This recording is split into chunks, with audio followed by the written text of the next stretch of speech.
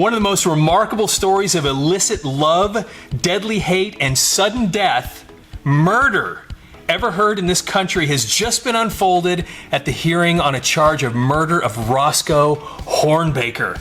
I've got the most awesome murder story for you today. Everybody, welcome to Monday Munchies and Murder. I'm Robert John Hatfield. This is Sierra, just like Madonna, just like Michael, just like Sting.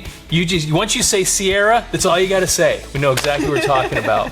Anyway, we're with Audio Mover.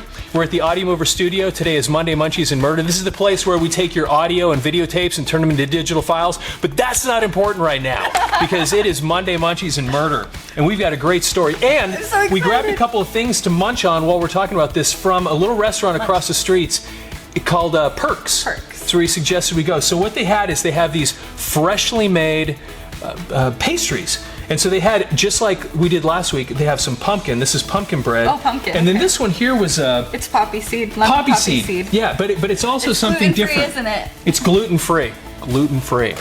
So we're going to give this a try while we're reading this. So I'm going to try the pumpkin real quick. Take a little bite as we get going. I love everything pumpkin. That's pretty good. They said this is freshly made too. It is. It's pretty good. I love pumpkin. All right. Oh my gosh. This story is so good. You gotta get ready for this. Is gonna be great. Okay. So have a listen. A woman, in an effort to solve the murder of her husband, told of illicit relations with the man she now accuses of the killing. Oh no. So the woman had illicit relations with the man she accuses of this killing. This gets so crazy. Right, the wife of the accused man is charged with having aided her husband to force his love on the other woman. What? This gets super complicated. This is so great. And an innocent girl's romance is stained, perhaps shattered. Her wedding day had been set when she was called as a witness to affirm or deny the charge that she had had relations with the murdered man. We got more people involved. This gets so awesome. The prisoner in the case declares it is a small town frame-up because he once stuck by a minister accused of unlawful relations with a girl in the town. So you have a minister. What is going on? This is where was it? Where I say this was? This is Kansas. When? All right. This is 1915. And the newspaper this comes from is it's from Chicago, and it's April 14th, 1915. All right. So here we go. This is the story. Okay. On the night of October 4th, 1912, George B. McElhenney, postmaster of Lewisburg, was shot down in the kitchen of his home. For more than 2 years, the murder remained a mystery. That was the talk of the little community. Then a few weeks ago, Mrs. McElhenney, this is the wife of the man that was killed, in fear of her own life and desperate, she says, went to the county prosecutor, told him of her relations obtained at first by physical force, she says, with a guy named Roscoe Hornbaker. Okay? I'll explain all this in just a minute. Just hang tight, hang with me.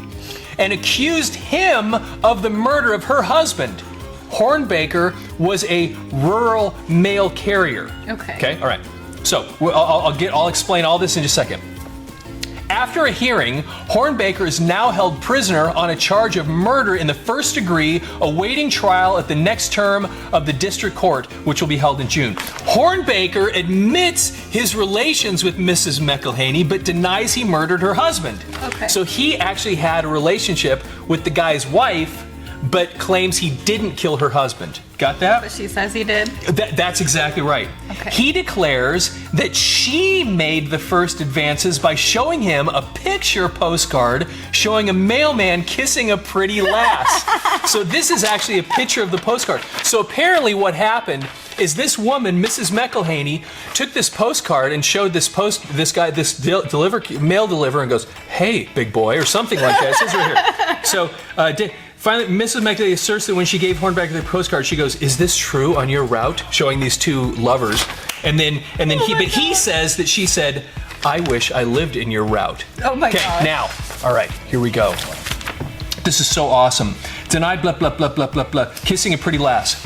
Mrs. McElhaney is testifying at the murder hearing, said that her acquaintance with Hornbaker began when her husband was appointed postmaster at Lewisburg some 4 or 5 years ago. All right, so now I had to put a chart together to help everybody understand what's happening. This is super important, okay? All right, we're gonna go through this.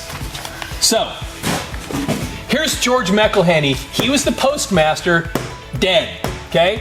This is the guy that was murdered. Now, this is his wife who is accusing Roscoe Hornbaker, who is the mail carrier, of killing him, okay? Roscoe Hornbaker is a creep.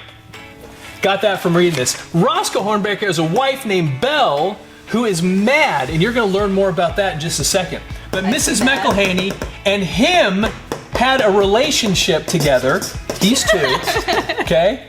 And he, so now he's dead, and she thinks he did it. Okay, now this gets so good. All right, this is gonna be so awesome. All right, so let's see. Mrs. McElhaney says her regard for Hornbaker was never more than neighborly, but his glance and speech betrayed more than friendship for her. Ooh. Now this is her. I belonged to an embroidery club, testified Mrs. McElhaney at the hearing. And after a meeting in Mrs. Hornbaker's house in 1911, I stayed after others had left. So apparently she was at an embroidery meeting, whatever that is. They were embroidering. They were sewing. Okay. Yes. Meeting I just haven't been to an embroidery meeting in a long time. So I stayed after the others had left because Mrs. Hornbaker said Roscoe, her husband, wanted to talk to me. Ooh. So she tells her to stay because he wants to talk to her, okay? He hasn't been killed yet, by the way. So he's still alive. So wanted to talk to me. Then Roscoe made love to me and told me of the wealth he would have when his wife died. So she told her to stay. So he cornered her. They had affairs, and then he, in the process, told her that he'd have a bunch of money when she was dead. Okay. Following this? Yeah. This is important. Okay, here we go. He told me that George, so he now told her that George, her husband, was untrue to me, and that a girl who worked at the post office was the only one that he cared for. Now this is the girl in the post office. So he tells her that he was having an affair with her. Oh my gosh. You following this? This is important. Okay, you got that so far? Okay. Later George told her, his husband told her, that Roscoe had spoken to him about a club in town consisting of 5 or 6 persons and their wives and one single man and a girl. They met, played cards, then exchanged wives and behaved improperly. They behaved improperly. Roscoe wanted George to trade wives with him, but George refused. That's important. We're going to come back to that in just a minute. He said no, okay? No. This guy wanted these two to swap wives. Okay, this is important. Okay. This ties us all together here in just a second.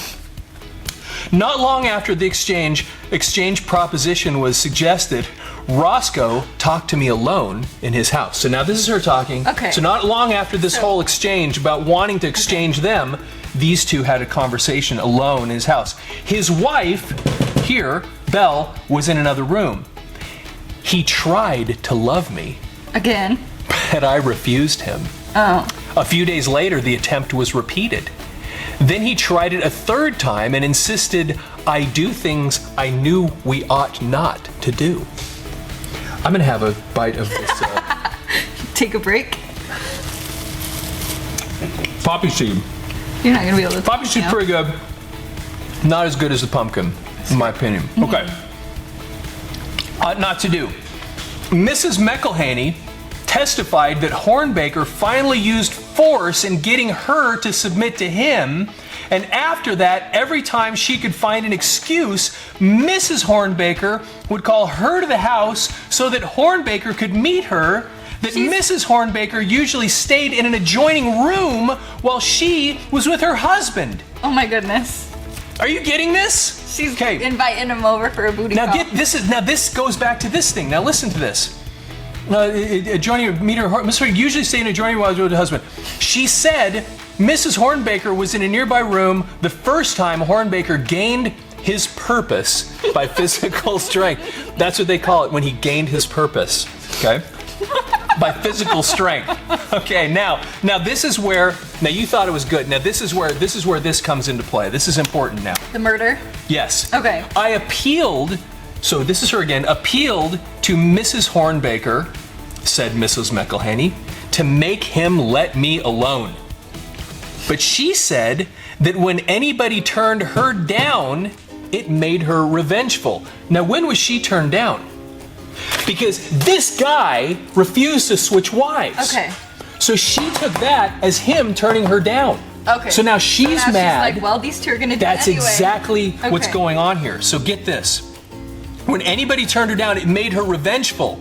This was in reference to the exchange proposition, which Mrs. McElhenney's husband had rejected. This is her speaking again. It was her way of getting revenge on my husband, said Mrs. McElhenney. She didn't care what Roscoe did. So she was trying to get back at him for denying her by making her cheat with her husband. Right. Is that the craziest thing? Okay, is that nuts? Okay, now here we go. Okay. So she didn't care what Roscoe did. Then McElhenney was shot and killed. From that time on, declares Mrs. McElhenney, my only aim in life was to find out who killed my husband. Obviously, she was super concerned about this. She was so concerned she had to keep sleeping with the mailman. Oh Okay. I'm gonna go over, and I don't know why, but I'm gonna keep going. About a month later, Roscoe asked me to come to his house, saying he believed he could tell me who did the killing. I went. Roscoe would not tell me anything until I had done what he demanded of me. I wonder what that is. Again, he forced his love on me. Oh my goodness. And I had to submit. Of course. Yes, of course you do. Okay. No. Then Roscoe told me my husband had been killed by 2 Secret Service men. One, an old sweetheart of mine, he said, had been hired to kill George by the father of the girl who worked at the post office. Okay, so hang on. But the girl, I accused Roscoe of being the Secret Service man. So he says, no, wasn't me.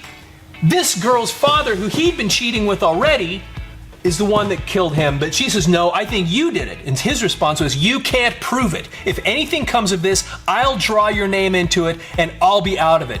I have lots of friends. That's what he said. Mrs. McElhenney said that from then on, she was in constant fear of Hornbaker until finally she grew desperate. She decided to tell all to the authorities. Uh-oh. A jury will decide the case in June. But meanwhile, still, another girl had her name blackened. She is the girl in the post office, accused, so Mrs. McElhenney testifies, by Hornbaker of having relations with Postmaster McElhenney. Her wedding day, which was set, may never be held. This one? This one. Okay, her wedding day? Her wedding day now may never be held because of this whole mess, because he's accusing her and him of this. Okay? Now she waits in sorrow until, as a witness at the trial, she can clear her name. So at the end of the story, this is who we're concerned about. That's what it sounds like. Is that wild or yes, what? But I think that I know who did it. It's her. You think? Oh, you think she did it? So that's a great one. Yep. Because she was mad at him from the beginning. She did She was forcing these two. Yeah, it's her. She was forcing her to cheat on him. Yep. she had no choice, of course, because she was mad at him because he wouldn't do I wife need swapping. follow-up. I don't know. There's no answer. I don't know. So I guess what we need to do now is go find the newspaper Yeah. so we can see what actually happened with this whole thing. That's a really Yeah. great idea. That sounds like that's very astute. I love it. Anyway, that's really weird. Weird. So, thank you for joining.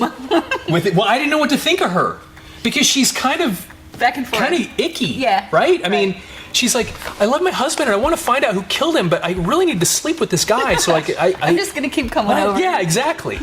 So strange. Anyway, this was super fun. Yeah. So anyway, Crazy. we're coming to you from the Audio Mover Studios. What does this have to do with us? Well, because we capture audio and videotapes and convert them to digital, we actually do this kind of history stuff. We work with a lot of government agencies and churches and historical societies, and so we thought it'd be fun to read some of these fun stories. Anyway, I hope you enjoyed that. Thank you for joining us for Monday Munchies and Murder, and we'll see you again. Yay!